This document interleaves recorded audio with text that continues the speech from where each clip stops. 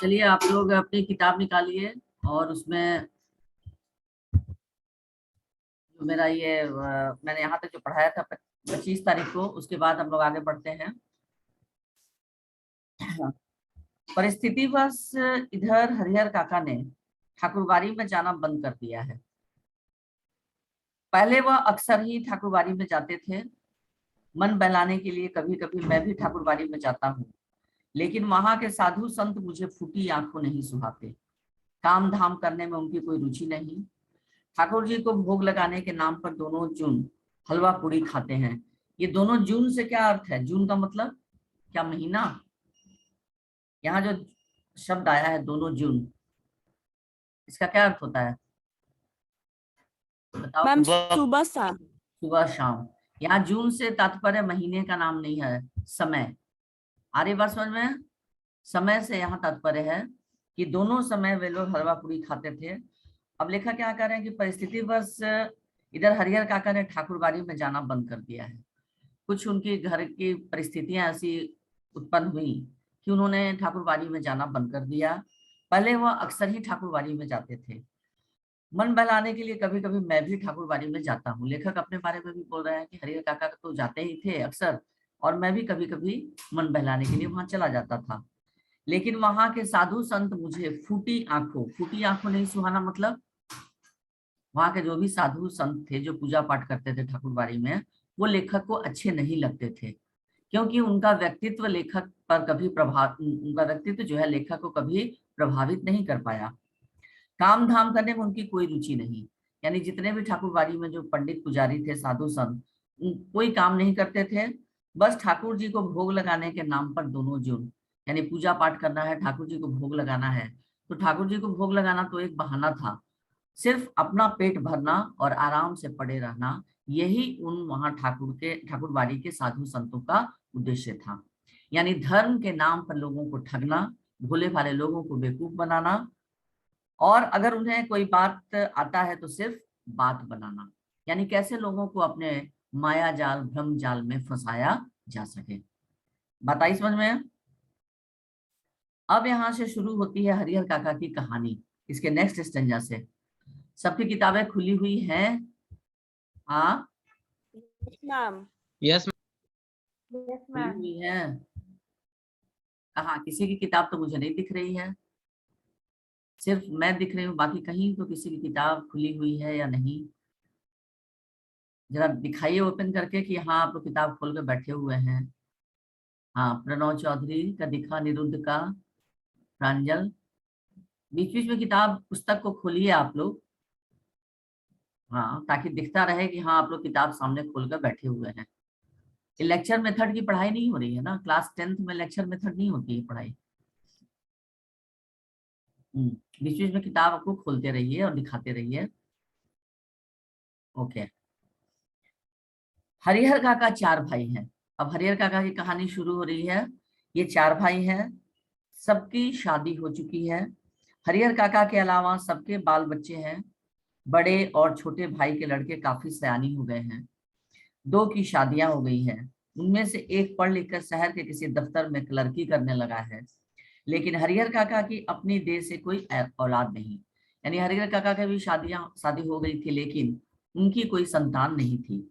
भाइयों में हरिहर काका का नंबर दूसरा है। यानी 4 भाई में हरिहर काका दूसरे नंबर पे हैं। औलाद के लिए उन्होंने 2 शादियां की। लंबे समय तक प्रतीक्षारत रहे, लेकिन बिना बच्चा जने उनकी दोनों पत्नियां स्वर्ग सिधार गईं। उन्होंने दो दो बार शादी की, लेकिन दोनों पत्नियों से उनको कोई संतान उत्पन्न नहीं हुई और दोनों इस दुनिया से जा चुकी थी। लोगों ने तीसरी शादी करने की सलाह दी, लेकिन अपनी गिरती हुई उम्र और धार्मिक संस्कारों की वजह से हरिहर काका ने इनकार कर दिया। लोगों ने कहा कि चलिए कम से कम दोनों पत्नियां अब नहीं रही तो आप तीसरी शादी कर लीजिए, लेकिन हरिहर काका तैयार नहीं हुए। वह इत्मीनान और प्रेम से अपने भाइयों के परिवार के साथ रहने लगे।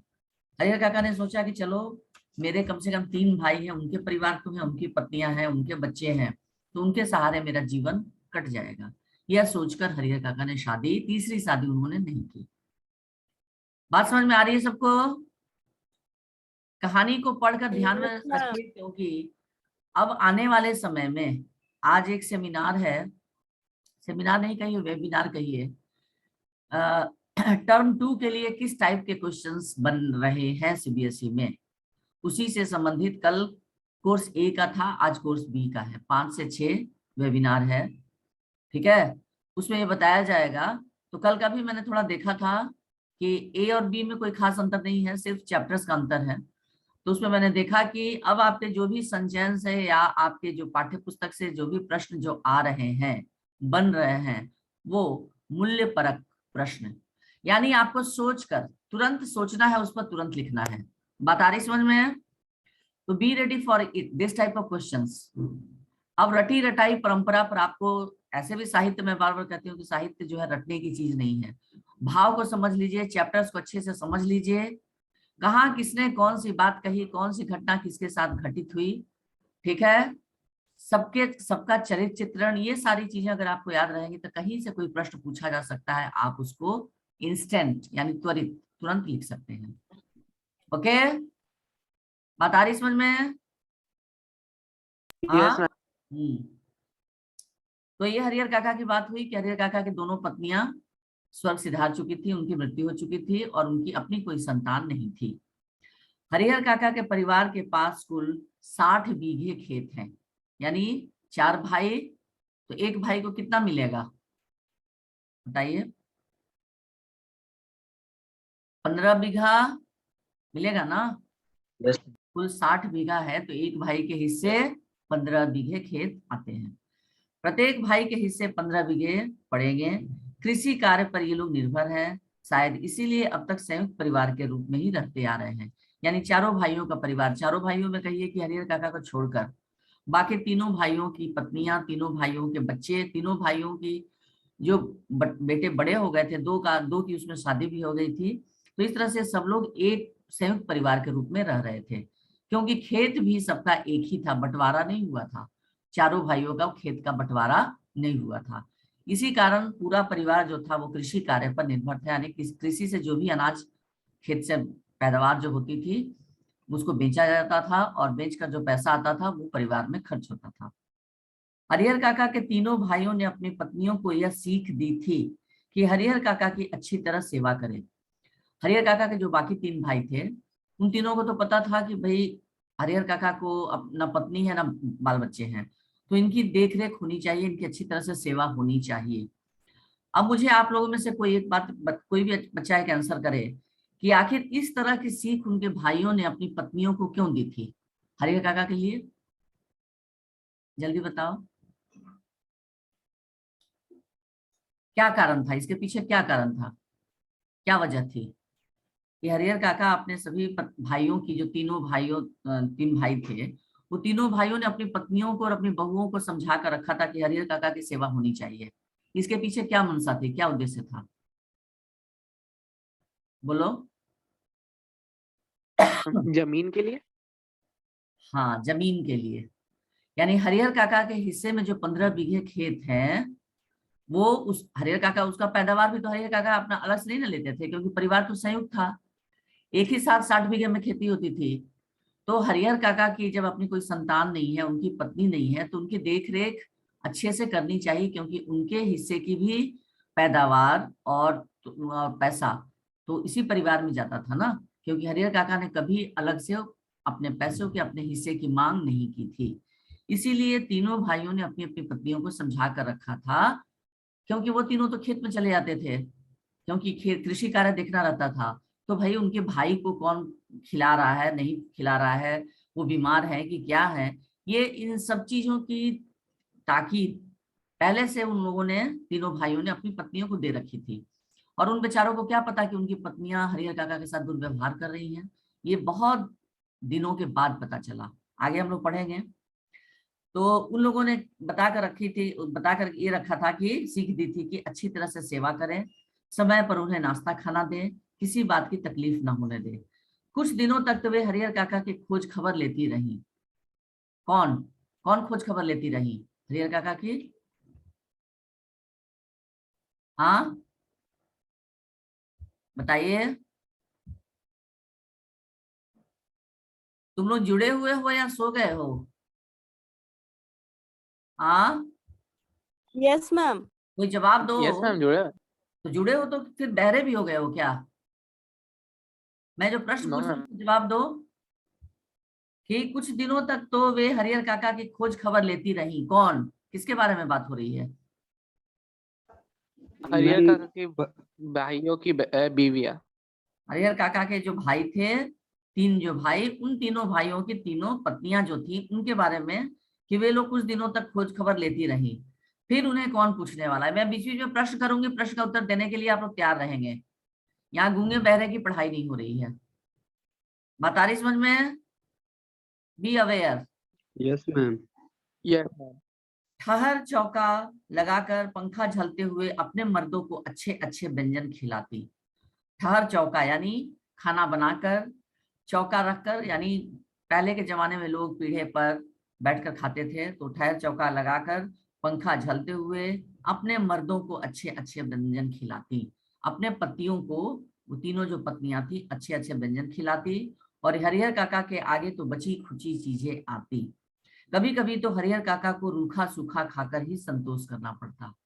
कई बार ऐसा हुआ था कि जो कुछ बचा हुआ रहता था वही हरिहर काका को खाने को मिलता, और कभी कभी तो बिल्कुल रूखा सूखा किसी तरह से उनके सामने दे दिया जाता था।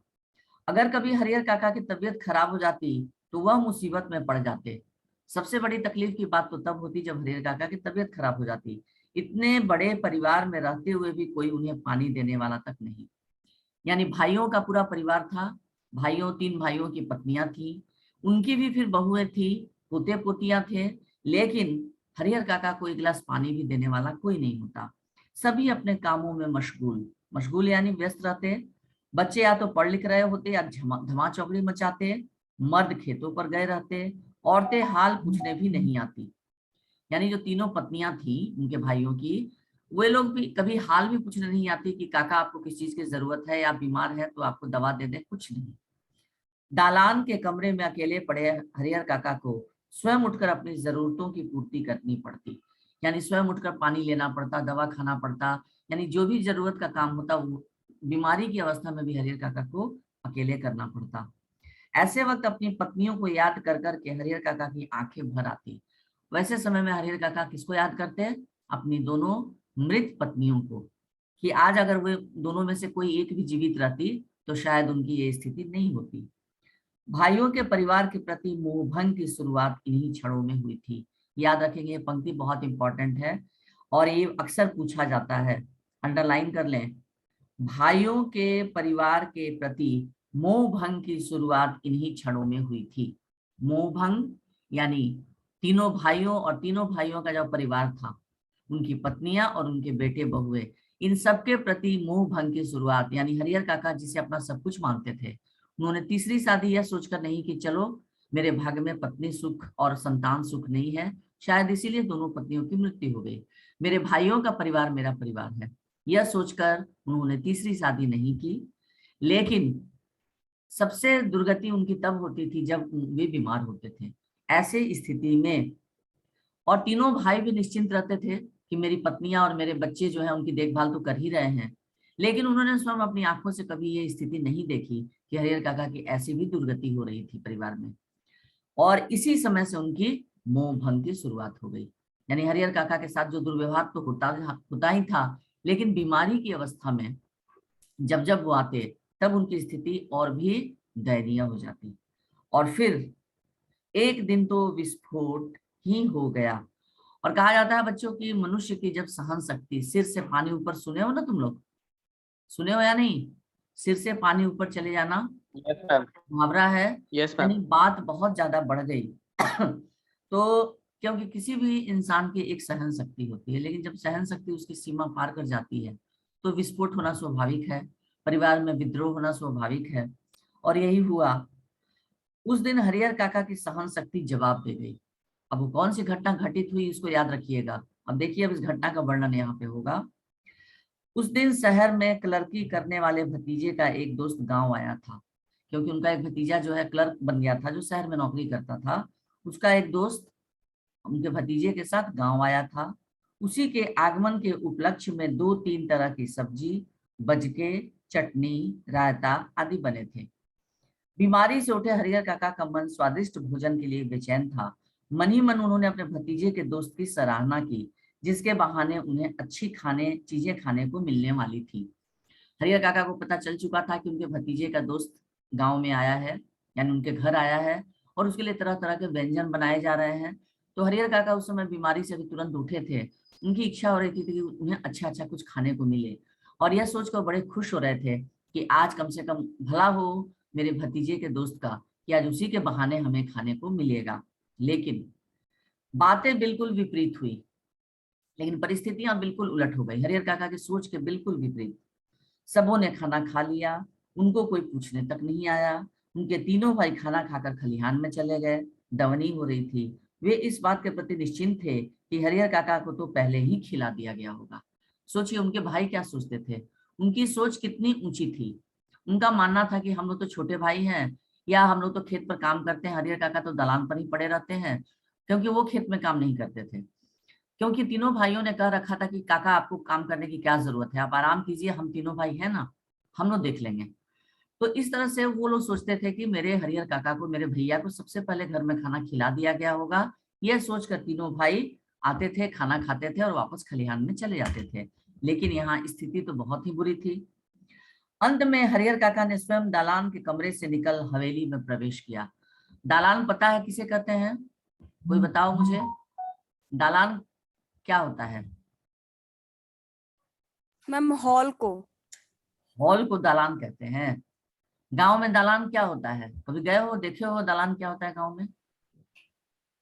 हाँ, घर के बाहर में एक घर बना होता है। यस बिल्कुल, घर के बाहर एक बैठका जिसको कहते हैं, बड़ा सा एक कमरे का हो या 2 कमरे का हो, बैठका जो होता है, जिसमें महिलाएं नहीं जाती हैं, बाहर से गांव के पुरुष या कोई भी संबंधी जो है, या रिलेटिव्स या मेहमान की आवभगत उसी दालान में की जाती है। क्योंकि घर जो होता है उसमें तो महिलाएं रहती हैं, बहुएं रहती हैं, लड़कियां रहती हैं। तो पहले के जमाने में, आज भी गांव में है, कि एक बैठका बना दिया जाता है जिसमें मेहमान के रहने की व्यवस्था होती है, और उसमें पुरुष ही रहते हैं, और खाना पीना की जो व्यवस्था होती है वो घर के नौकर चाकर ही ले जाकर खिलाते हैं। तो दालान में वो हरिहर काका रहते थे। तो दालान के कमरे से निकले और निकलकर कहाँ प्रवेश किए? हवेली में। तब उनके छोटे भाई की पत्नी ने रूखा सूखा खाना लाकर उनके सामने परोस दिया। जब वो हवेली से में प्रवेश किए, खाना में क्या था? भात, मट्ठा और अचार। सोचिए, जबकि परिवार के अन्य सदस्यों को 3 तरह की सब्जी, बचके, चटनी, रायता ये सब मिला था, लेकिन हरिहर काका के सामने क्या खाना रख दिया गया? भात, मट्ठा और अचार। बस हरिहर काका के बदन में तो जैसे आग लग गई। उन्होंने थाली उठाकर बीच आंगन में फेंक दी। झन की तेज आवाज के साथ आंगन में थाली गिरी, भात बिखर गया। विभिन्न घरों में बैठी लड़कियां, बहुएं सब एक ही साथ बाहर निकल आईं। हरिहर काका गरजते हुए हवेली से दलान की ओर चल पड़े। अब वो गरजते हुए, चिल्लाते हुए हवेली से निकले और दलान की ओर जाने लगे। और क्या कह रहे थे? कहते हुए गए, उनके कथन को देखिए, इन्वर्टेड कॉमा में यहाँ लिखा हुआ है, दिख रहा है सबको? हाँ, दिख रहा है? Yes ma'am. यानी किसी यस के मैम। कथन को, इन्वर्टेड कॉमा में लिखा जाता है। समझ रही हो कि मुफ्त में खिलाती हो, तो अपने मन से यह बात निकाल देना। मेरे हिस्से के खेत की पैदावार इसी घर में आती है, उसमें तो मैं 2-4 नौकर रख लूं, आराम से खाऊं, तब भी कमी नहीं होगी। मैं अनाथ और बेसहारा नहीं हूं। मेरे धन पर तो तुम सब मौज कर रही हो, लेकिन अब मैं तुम सबों को बताऊंगा। डैश डैश डैश दिया हुआ है आदि, यानी इसी तरह की बातें करते हुए, क्योंकि ये बिल्कुल सही परिस्थिति थी। और हरिहर काका ने जो किया, क्या आप लोगों की दृष्टि से वो उचित था या अनुचित था? बताइए।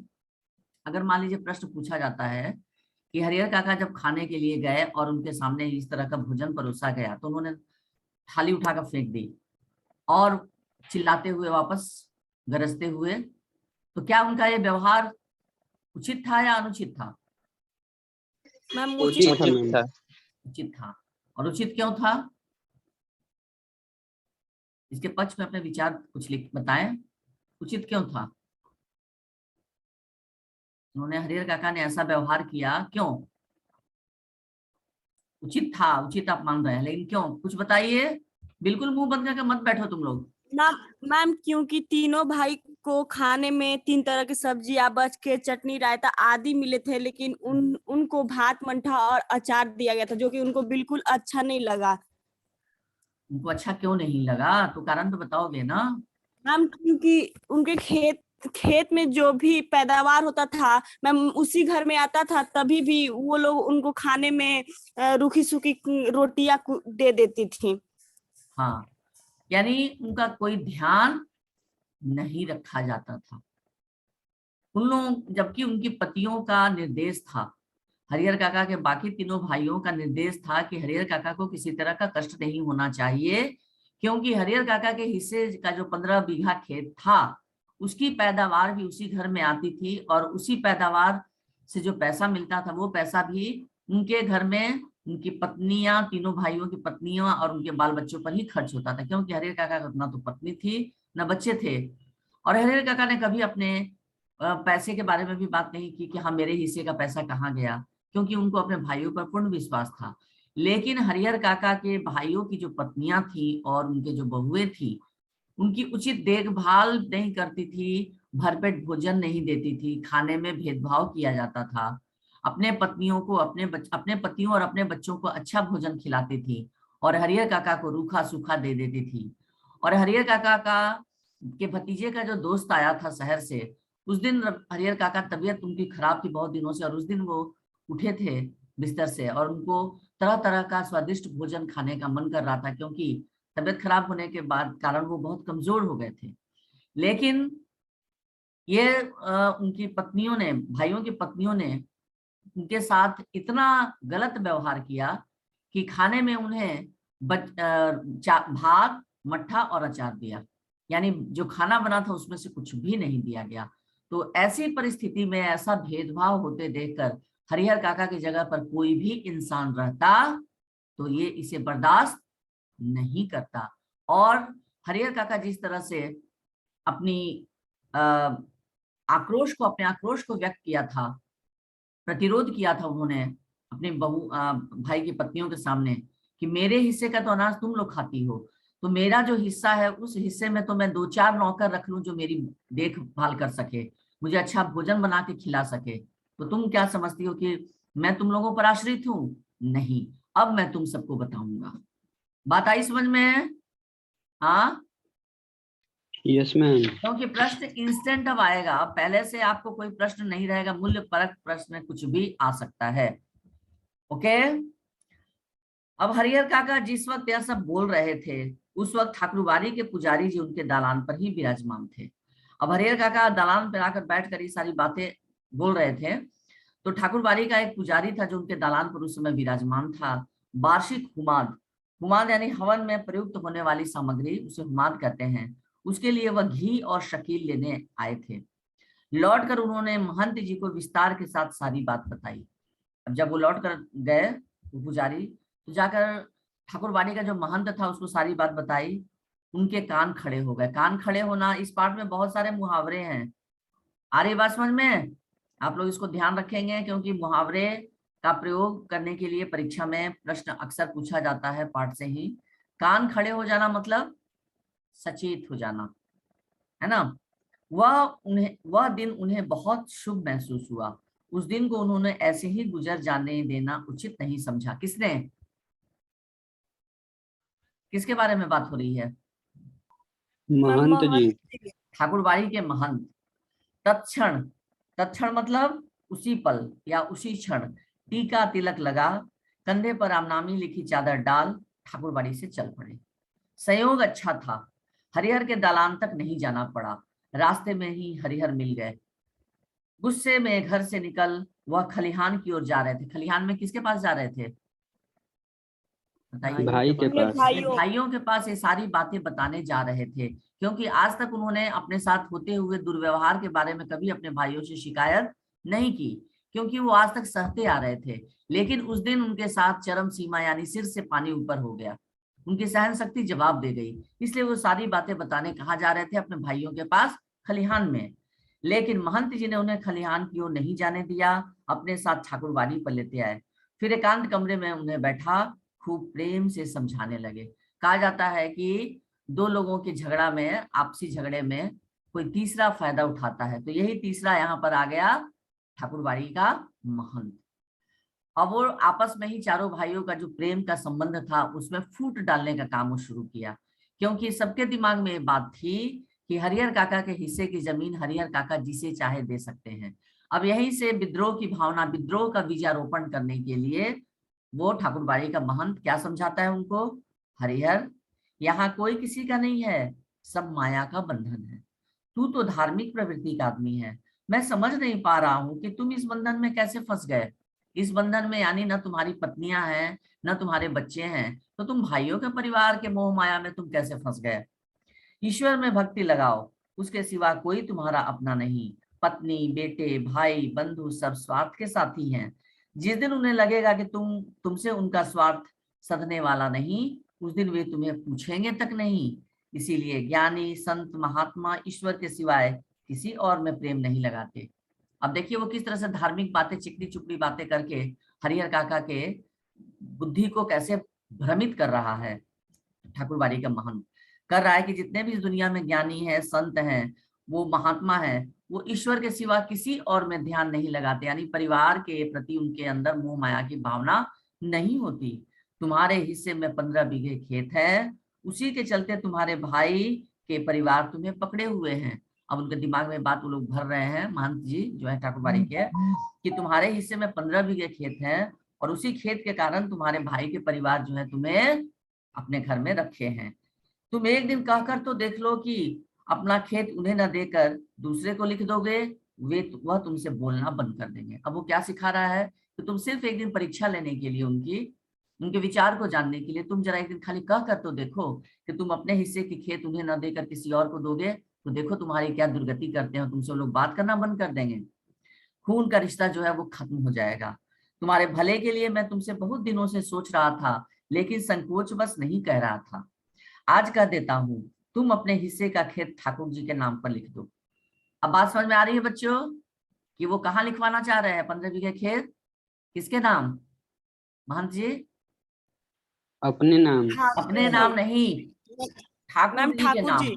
ठाकुर जी यानी भगवान, वो अपने नाम से क्यों लिखवाएंगे? ठाकुरबाड़ी के नाम पे। ठाकुर जी मतलब ठाकुरबाड़ी के नाम पर, क्योंकि ठाकुरबाड़ी के नाम पर इसके पहले मैंने आप लोगों को पढ़ाया था कि जिसकी जो इच्छा पूरी होती थी वो अपने जमीन का आधा टुकड़ा भी दे देता था ठाकुर जी के नाम पर, यानी ईश्वर के नाम पर, भगवान के नाम पर। जो ठाकुरबाड़ी में ठाकुर जी स्थापित थे उनके नाम पर। तो थोड़ा थोड़ा टुकड़ा करते करते ठाकुरबाड़ी के पास बहुत खेत हो गया था ना, बहुत जमीन हो गई थी। तो इस तरह से वो उनको धार्मिक बातें समझाते हुए कह रहा है कि आप अपने हिस्से का 15 बीघे जो खेत है वो ठाकुर जी के नाम पर लिख दो, सीधे वैकुंठ को प्राप्त करोगे। वैकुंठ यानी स्वर्ग। तीनों लोकों में तुम्हारी कीर्ति जगमगा उठेगी। जब तक चांद सूरज रहेंगे तब तक लोग तुम्हें याद करेंगे। ठाकुर जी के नाम पर जमीन लिख देना तुम्हारे जीवन का महादान होगा। साधु संत तुम्हारे पांव पखारेंगे, सभी तुम्हारा यशोगान करेंगे, तुम्हारा यह जीवन सार्थक हो जाएगा। अपनी शेष जिंदगी तुम इसी ठाकुरबाड़ी में गुजारना, तुम्हें किसी चीज की कमी नहीं होगी। एक मांगोगे तो 4 हाजिर की जाएंगी। हम तुम्हें सिर आंखों पर उठाकर रखेंगे। सिर आंखों पर उठाकर रखना भी मुहावरा है। सिर आंखों पर उठाकर रखना यानी बहुत इज्जत देना। ठाकुर जी के साथ साथ तुम्हारी आरती भी लगाएंगे। भाई का परिवार तुम्हारे लिए कुछ नहीं करेगा। पता नहीं पूर्व जन्म में तुमने कौन सा पाप किया था कि तुम्हारी दोनों पत्नियां अकाल मृत्यु को प्राप्त हुई। तुमने औलाद का मुंह तक नहीं देखा। अपना यह जन्म तुम अकारत मतलब बेकार न जाने दो। ईश्वर को 1 भर दोगे तो 10 भर पाओगे। मैं अपने लिए तो तुमसे नहीं मांग रहा हूं, तुम्हारा यह लोक और परलोक दोनों बन जाए, इसकी राह मैं तुम्हें बता रहा हूं। अब ये ठाकुरबाड़ी के जो महंत है अपनी चिकनी चुपड़ी बातों में हरिहर काका को फंसा रहे हैं, उनका मोह भंग कर रहे हैं। ऐसे तो मोह भंग की शुरुआत तो हो ही गई थी, जो उनको खाना में मट्ठा भात और अचार दिया गया, तो परिवार के प्रति तो मोह भंग पहले ही हो गया। और बाकी उसमें आग में घी डालने का काम कौन कर रहा था? ठाकुरबाड़ी का महंत। हरिहर देर तक महंत जी की बातें सुनते रहे। महंत जी की बातें उनके मन में बैठती जा रही थी। ये बच्चों सही बात है, जब आदमी क्रोध में रहता है और उस वक्त अगर कोई उसके साथ अपनापन दिखाता है और उसके परिवार के प्रति बुराई करता है, निंदा करता है, सारी कमियों को जब उजागर करता है तो वो व्यक्ति भी धीरे धीरे सोचने लगता है कि हाँ, ये जो है ये मेरा अपना आदमी है और ये मुझे सही बात बता रहा है। यही हरिहर काका के साथ होने लगा। ठीक ही तो कह रहे हैं महंत जी, कौन किसका है? 15 बीघे खेत की फसल भाइयों को परिवार को देते हैं, तब तो कोई पूछता नहीं, अगर कुछ न दें तब क्या हालत होगी? उनके जीवन में तो यह स्थिति है, मरने के बाद कौन उन्हें याद करेगा?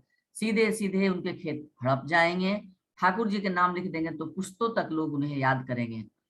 ठीक है, अब तक के जीवन में तो ईश्वर के लिए उन्होंने कुछ नहीं किया, अंतिम समय तो यह बड़ा पुण्य कमा लें। लेकिन यह सोचते हुए भी हरिहर काका का मुंह खुल नहीं रहा था। भाई का परिवार तो अपना ही होता है, उनको न देकर ठाकुरबाड़ी में दे देना उनके साथ धोखा और विश्वासघात होगा।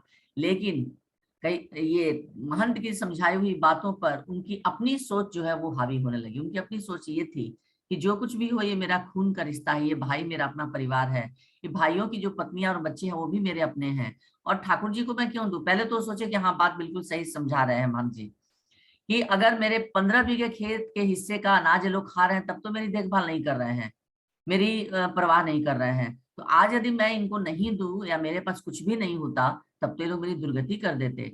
एक सोच उनके पास, उनके दिमाग में ये आई जब ठाकुरबाड़ी के मंत्र ने उनको समझाया।